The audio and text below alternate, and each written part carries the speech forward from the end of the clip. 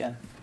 John, President Zelensky has said that he's grateful for military aid, but he's not getting what they've really asked for, which is air defense systems, anti-aircraft missiles, the kind of things that could take on the Russian Air Force, not just tanks and ammunition on the ground.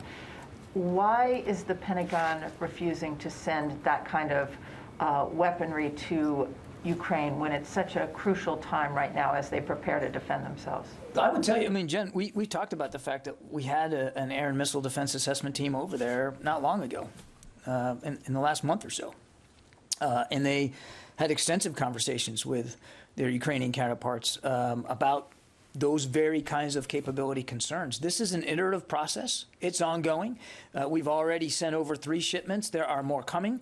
I'm not going to get ahead of all that, and I'm not going to speak with great specificity here in terms of the exact systems that are being provided to Ukraine. We are in constant communication with them about their needs and capabilities, and I suspect that those conversations will continue. So when are those weapons going to start arriving? I'm not promising any specific weapon here from the podium or a timeline for it. We have shipped already 3 packages in this latest drawdown package to Ukraine. There are more coming, I suspect in fairly short order, and we're specifically not detailing every item that are in these shipments. I think you can understand why we would want to be careful about advertising publicly the kinds of capabilities that were given to Ukraine, given the size and the scale and the capabilities that are arrayed against them on the other side of their border. It just seems like this is the 11th hour. What is taking so long? There's no 11th hour here, Jen. We've been providing,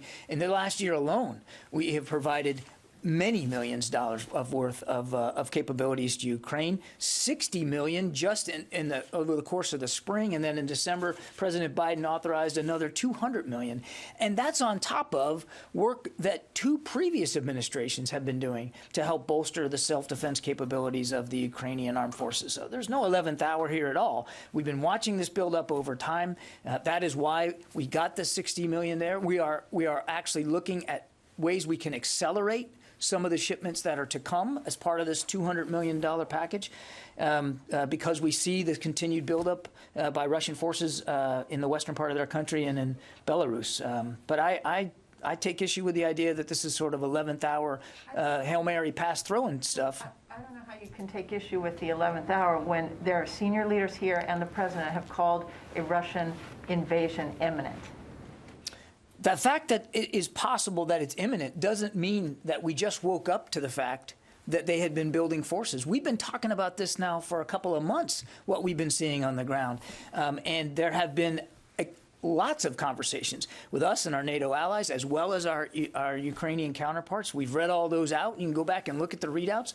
I mean, it's not like any of this came as some sort of shock, but we have, as we've continued to see the accumulation of combat power, and as we have now seen that so far anyway, Mr. Putin has not elected to de-escalate. Look, we still believe there's time and space for diplomacy, but thus far it has not achieved the kind of results that the international community would like to see.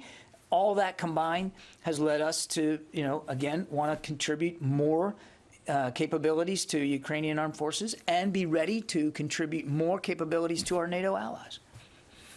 So